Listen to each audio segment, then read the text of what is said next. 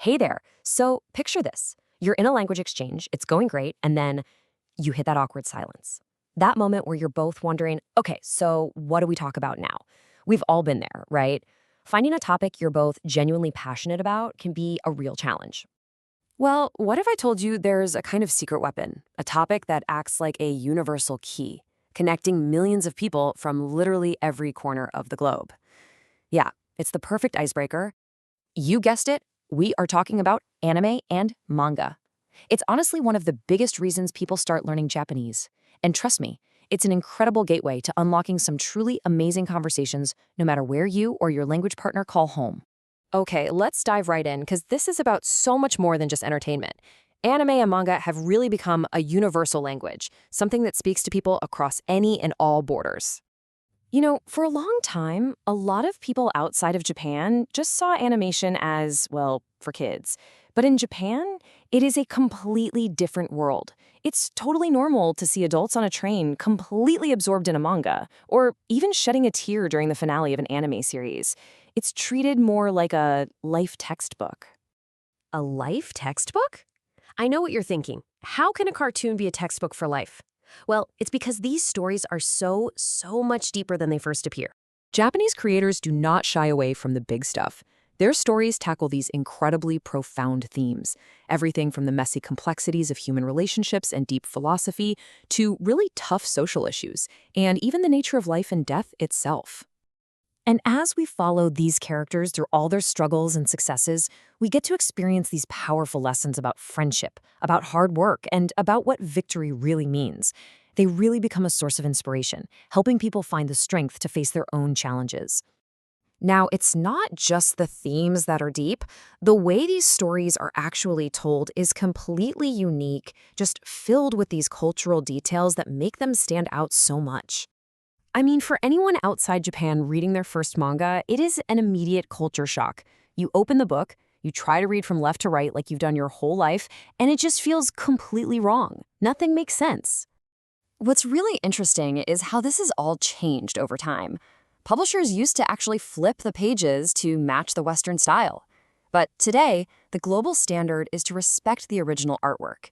So now we all learn to read it the Japanese way, from right to left. And the variety is just incredible. It is so much more than just action and fantasy. You've got business manga about office life, gourmet manga dedicated to food, epic stories about history, sports. There's even a series where all the characters are cells inside the human body. There truly is a genre for absolutely everyone. One of the absolute hottest genres around the world right now is isekai. The basic idea is pretty simple. A normal person from our world suddenly gets transported into a new, usually fantasy world. Sound familiar? So why is this so popular? It really taps into a universal human feeling, escapism, that desire to just get away from the daily grind, from all the stress of modern life, and get a fresh start somewhere completely new. That's something a lot of us can relate to. But the story isn't just what's on the page or the screen. There's this whole culture that surrounds it, especially when it comes to the voices that bring these amazing characters to life. So in Japan, voice actors are known as seiyuu, and they are not just some behind-the-scenes talent. Oh no, they are full-blown celebrities. We're talking pop idols and artists with huge, dedicated fan bases. They hold concerts, they're on magazine covers. They are a massive part of the whole anime experience.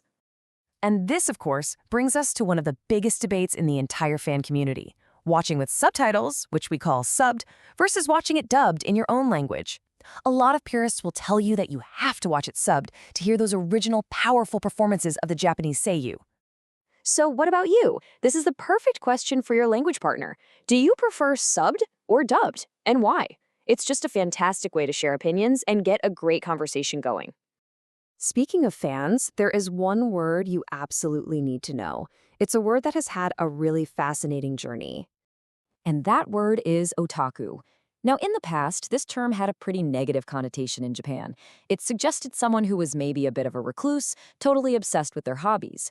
But today, its meaning has completely transformed. It's now a proud title worn by passionate fans, both in Japan and all around the globe. So there you have it. Now you're ready. You've got the background, you've got the key concepts, and you've got the vocabulary to have a fantastic conversation about all of this. Think of this as your personal conversation toolkit.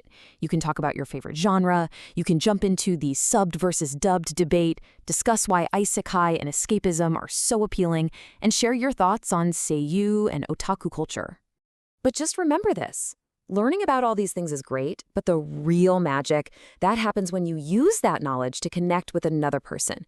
The story only truly comes alive when you share it with someone. So I'll leave you with one final thought to get you started. If you could be transported into any anime or manga world, which world would you choose? And what kind of life would you want to live there? Now go share your answer.